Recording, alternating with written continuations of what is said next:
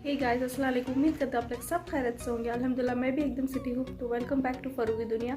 आज मैं आप लोग के लिए एक न्यू रेसिपी लेकर आई हूँ। ये एक नहीं, दो रेसिपी मैं बोलूँगी, जो कि एक में ही एक और रेसिपी आप बना सकते हो। तो दोनों भी फ़ायदेमंद रहेंगे आपको। अगर आप लोग को सर्दी है, कोल्ड है, तो आजकल तो यहाँ पर कुवैत में, आई थिंक इंडिया में भी मैंने बहुत सुना है कि अभी फ़िलहाल क्लाइमेट चेंज होने की वजह से तबीयत सभी की ख़राब हो रही है, सर्दी ज़ुकाम हो रहा है। तो हम लोग के घर में भी यही है। मैंने कहा था कि लास्ट वीडियो में भी अजहान की तबीयत ठीक नहीं है और अभी मेरी भी तबीयत ठीक है, मेरे हस्बैंड की तबीयत भी ठीक नहीं है, सभी को सर्दी ज़ुकाम हुआ है।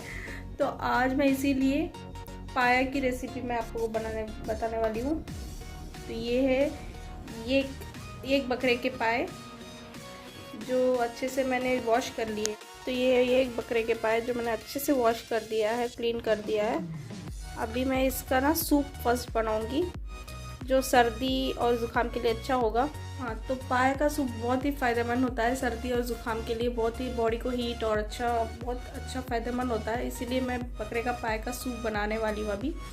और ये बच्चों के लिए भी पिला सकते हैं, बड़ों के लिए थोड़ा आप लोग कुछ और भी इंग्रेडिएंट्स डाल सकते हैं, लेकिन मैं अजहान को भी पिलाने के लिए मैं थोड़ा कम इंग्रेडिएंट्स में बनाने वाली हूँ। वेरी सिंपल, बहुत ही ईजी है। चलिए इसके इंग्रेडिएंट्स देखते हैं। तो ये है इसके इंग्रेडिएंट्स गाइस। ये एक ऑनियन मैंने लिया है मीडियम साइज़ का, और थोड़ा सा करी पत्ता लिया है जो अच्छा होता है, और थोड़ा सा हल्दी मैंने 1/4 टीस्पून हल्दी लिया है, और सॉल्ट आपके स्वाद अनुसार। और एक चीज़, सूप बनने के बाद ही पेपर डालते हैं, बनने के समय मत डालिए, उसका टेस्ट अलग से आ जाएगा और अच्छा नहीं रहेगा टेस्ट। इसीलिए बोल रही हूँ पेपर एट लास्ट, सूप बनने के बाद जब आप पीएंगे तब मिक्स करना तो अच्छा रहेगा। और इसमें कोरिएंडर भी डालते हैं, बट मैं नहीं डाल रही हूँ क्योंकि अभी हम लोग को सर्दी है ना, कोरिएंडर ठंडा होता है बॉडी के लिए, इसीलिए मैं नहीं डाल रही हूँ। तो मैं इसे स्किप कर। मैंने कुकर ले लिया है, कुकर में बनाऊँगी मैं सूप। और इसमें मैंने जो ऑनियन का दिखाया था वो मैंने चॉप करके डाल दिया है। अभी इसमें मैं पाया भी डाल दूँगी और करी पत्ता भी डाल दूँगी, और सॉल्ट और हल्दी जो भी था वो भी डाल दूँगी। अब इसमें पानी ऐड करेंगे। तो अभी इसमें मैं पानी डाल रही हूँ।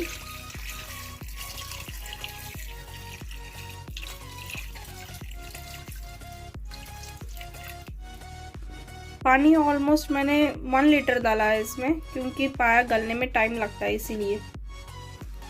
अभी मैंने बंद कर दिया है इसका लिड, और अब इसको 2-3 सीटी तक छोड़ेंगे, फिर उसके बाद स्लो में फिर से इसे बनाएंगे, ठीक है।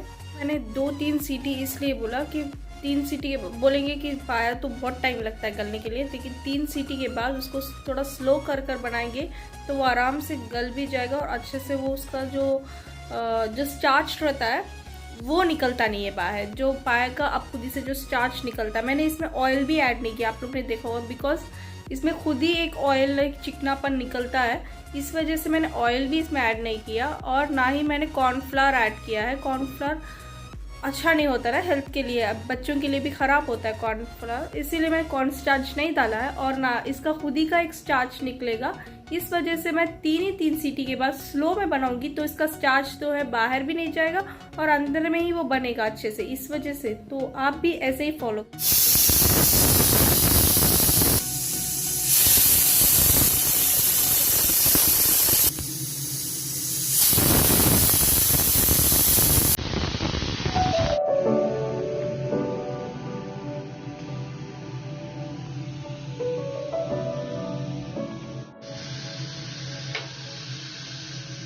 तो गाइस मैंने हाफ एन आवर रखकर ना मीडियम टू लो फ्लेम में रखकर मैंने सूप बनाया था।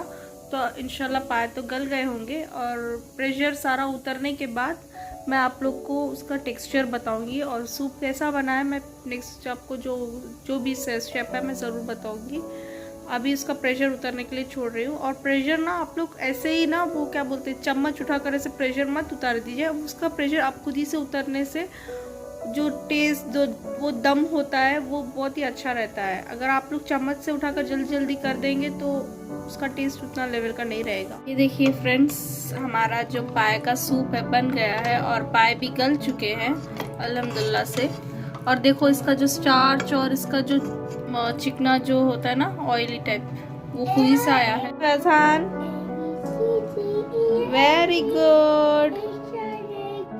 और देखिए इसमें जो इसका ही चिकना आप खुद ही से एक रहता है ना, वो निकला है। मैंने ऑयल बिल्कुल भी ऐड नहीं किया, आपने खुद ही देखा होगा। और देखो इतना सारा ऑयल टाइप है यहाँ पर, यही काफ़ी होता है, इसीलिए बोल रही हूँ। अगर आप लोग चाहते हैं तो आप लोग ज़ीरा भी डाल सकते हैं, ज़ीरे का पाउडर जो होता है। मैंने नहीं डाला क्योंकि बिकॉज अगेन ज़ीरा जो होता है वो ठंडा होता है और हमें अजहान को बहुत ही खांसी और सर्दी है, इस वजह से मैंने ज़ीरे का पाउडर भी नहीं डाला। जी अजहान। तो देखिए फ्रेंड्स, अभी मैंने डिश आउट कर दिया है सूप को। अभी इसमें मैं पेपर डालूंगी, ब्लैक पेपर।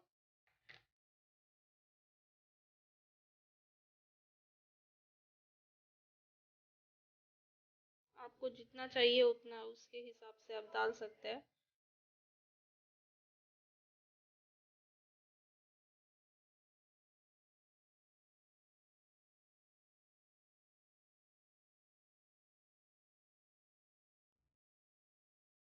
और इसका टेक्सचर देखिए कैसे कितना अच्छा सा निकला हुआ है। अभी सर्दी के लिए बहुत ही अच्छा है, डालेंगे पेपर डालेंगे तो ज़्यादा ही। इसके अलावा मैंने कुछ भी इंग्रेडिएंट, बहुत ही सिंपल बहुत ही आसान सा इंग्रेडिएंट्स थे।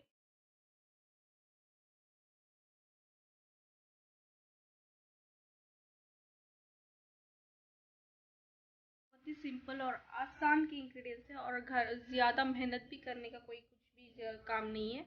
और आप लोग ऐसे झटपट से, और आज मैं भी पीऊँगी इस सूप को। बहुत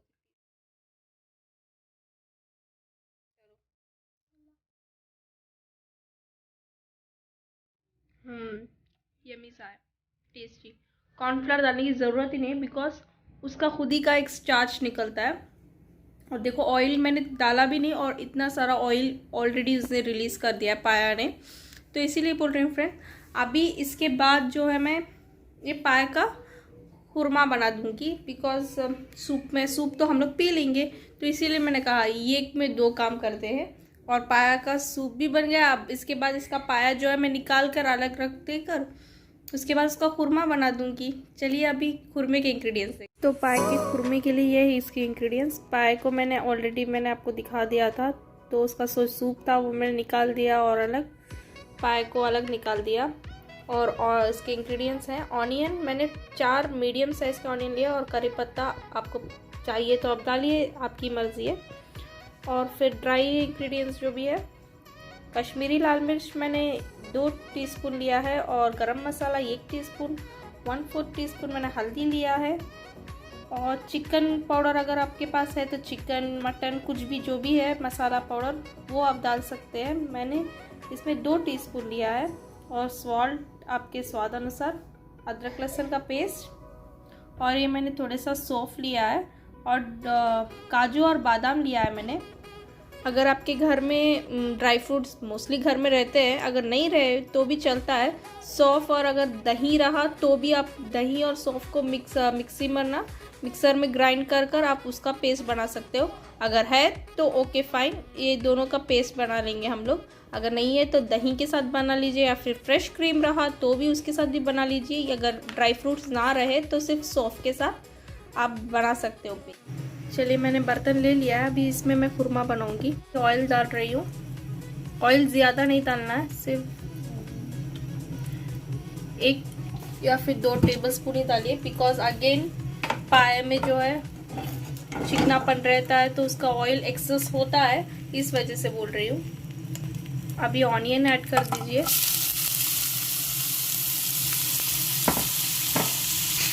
ये ऑनियन और करी पत्ता मैंने इसलिए टुगेदर ऐड किया है क्योंकि जो करी पत्ता का फ्लेवर है ना वो ऑनियन में जाए और अच्छा सा एरोमा फ्लेवर दे। चलो हमारी प्याज जो है अच्छे से हम लोग रोस्ट कर रहे हैं, तेल में अच्छे से बना रहे हैं अनटिल ये गोल्डन ब्राउन जो हो जाए ना, तब तक हम लोग ऐसे ही इसको मिक्स करेंगे। चलिए हमारी प्याज जब तक रोस्ट हो रही है तब तक हम लोग इसका फाइन पेस्ट बना लेंगे। याद रखिए ड्राई फ्रूट्स अगर ना भी रहे तो भी चलता है, अगर घर में तो दही रहेगा ही रहेगा, तो आप सौंफ और दही का पेस्ट फाइन बना सकते हैं, या फिर फ्रेश क्रीम और सौंफ का भी पेस्ट बना सकते हैं। तो याद रखिए ये।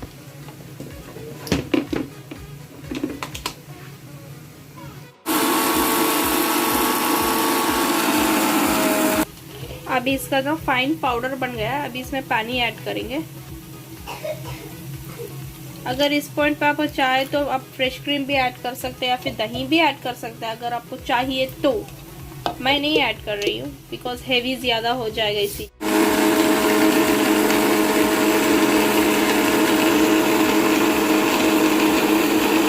को मैं इसका पेस्ट बता रही हूँ, देखो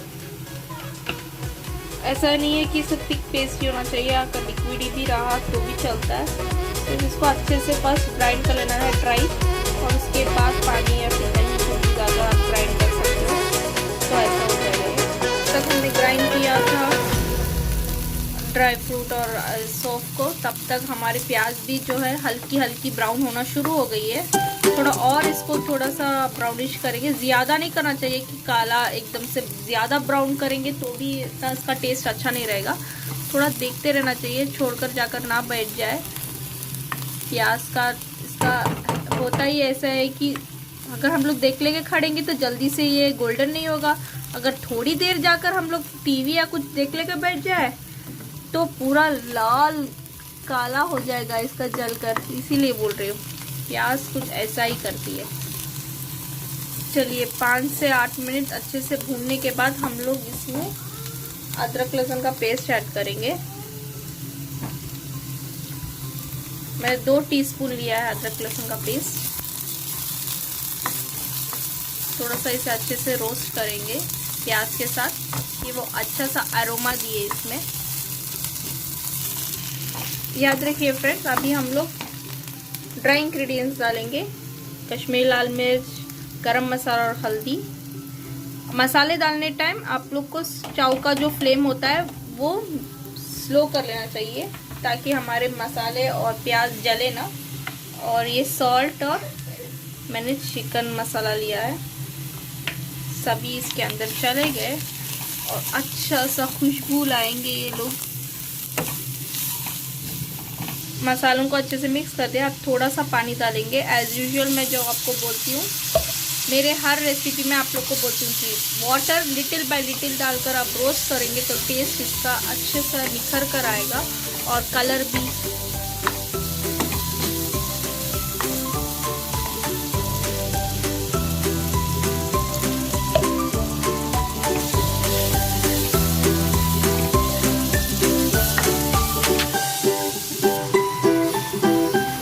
मसाले हमारे कितना अच्छे से भून रहे हैं और कह रहे हैं कितना मजा आ रहा है।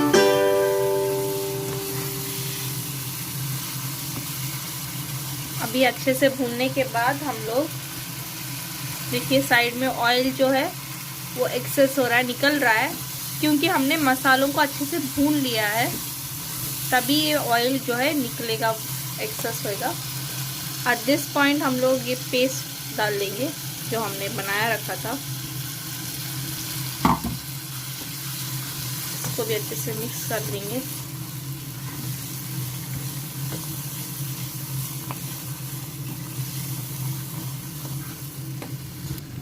पेस्ट अभी इसमें बाकी है तो इसमें और पानी डालकर थोड़ा सा ग्राइंड कर लेंगे।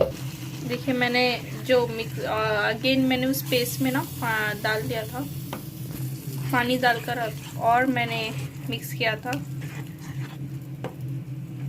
तो फ्लेम को थोड़ा हाई कर देंगे। हमारे मसाले जो है अच्छे से रोस्ट भी हो गए और जो हमने फाइन पेस्ट बनाया था सौंफ का वो भी अच्छे से मिक्स हो गया हमारे मसालों के साथ। एट दिस पॉइंट हम लोग पाया मिक्स करेंगे।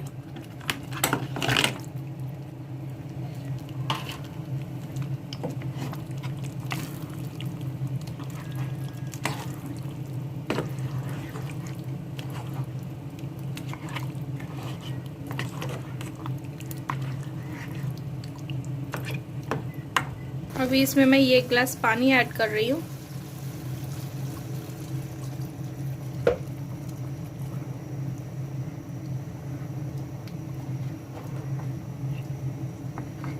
थोड़े लोग पहले पुराने ज़माने के लोग ना इसमें नारियल या फिर नारियल का दूध भी डालते हैं, लेकिन मैंने इसके बदल ही मैंने जो सौंफ है ना, सौंफ का और जो ड्राई फ्रूट बादाम और काजू का मैंने पेस्ट ऐड किया है।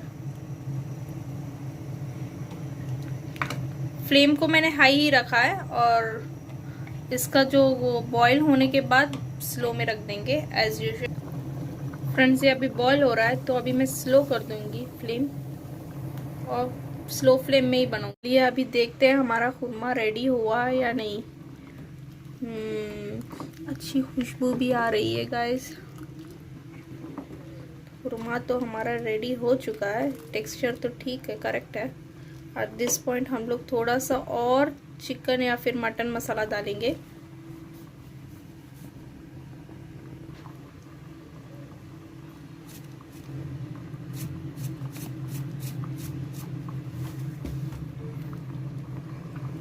ये मसाला इसलिए डाला कि ऑफ करने के बाद टाइम ये अगर डालेंगे तो और भी अच्छा सा फ्लेवर आता है इसका, इसीलिए।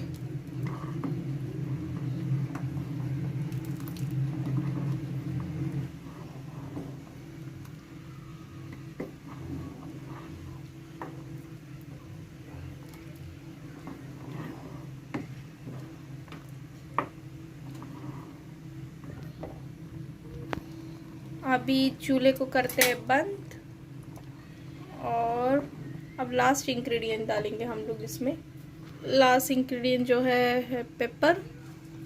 ये ऑप्शनल है, अगर आपको चाहिए तो आप डालिए। हमें चाहिए बिकॉज हमारे घर में सभी को ज़ुकाम हुआ है, इस वजह से थोड़ा सा पेपर डालेंगे, इसका फ्लेवर भी अच्छा आएगा।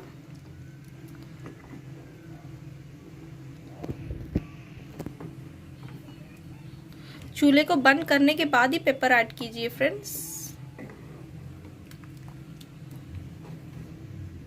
तो ये रही फ्रेंड्स आज की रेसिपी, पाए का खुरमा। बहुत ही टेस्टी और पाया भी जो है गल गया है। कैसी लगी आप लोग को ये वीडियो ज़रूर बताना और रेसिपी घर पर ज़रूर ट्राई कीजिए। ज़्यादा इंग्रेडिएंट्स भी नहीं लगे और ज़्यादा टाइम भी नहीं लगा, झटपट से बन गई ये रेसिपी। मुझे तो बहुत ही अच्छी खुशबू है। चाहे तो पाए का खुरमा ना मोस्टली ना इडियापम, हम लोग के साउथ स्टाइल में साउथ इंडियन में ना इडियापम मतलब कि सेवी, जो राउंड सी सेवी होती है ना वाइट कलर की, उसमें हम उसके साथ ये खाते हैं मोस्टली, ज़्यादा बहुत टेस्टी रहता है बोलते हैं। या फिर घी राइस के साथ भी बहुत ही टेस्टी रहता है। आप लोग रोटी हर किसी के साथ ये खा सकते हैं इसका खुरमा, और बहुत ही यम सा रहता है। अगर किसी को सर्दी ज़ुकाम होगी तो ज़रूर आप लोग ये ट्राई कीजिए, और ना भी रहे तो बहुत भी अच्छा है। और इसका फ़ायदेमंद ये है कि हम लोग के बोन्स के लिए बहुत अच्छा, ताकत बोलते हैं। इसका जो सूप है वो भी अच्छा है और ये खाएंगे तब भी अच्छा है। बोन्स के लिए बहुत ही, बोन्स को बहुत स्ट्रॉन्ग करता है और घुटनों को दर्द को भी अच्छा है बोलते हैं खाएंगे तो आप लोग भी घर पर ये रेसिपी ज़रूर ट्राई कीजिए। और मेरे वीडियो को लाइक करना फ्रेंड्स, सब्सक्राइब कर जाओ और शेयर करना ना भूलें। तो चलिए चलती हूँ, बाय बाय, अल्लाह हाफिज़। मिलती हूँ नेक्स्ट वीडियोज़ में, बाय बाय।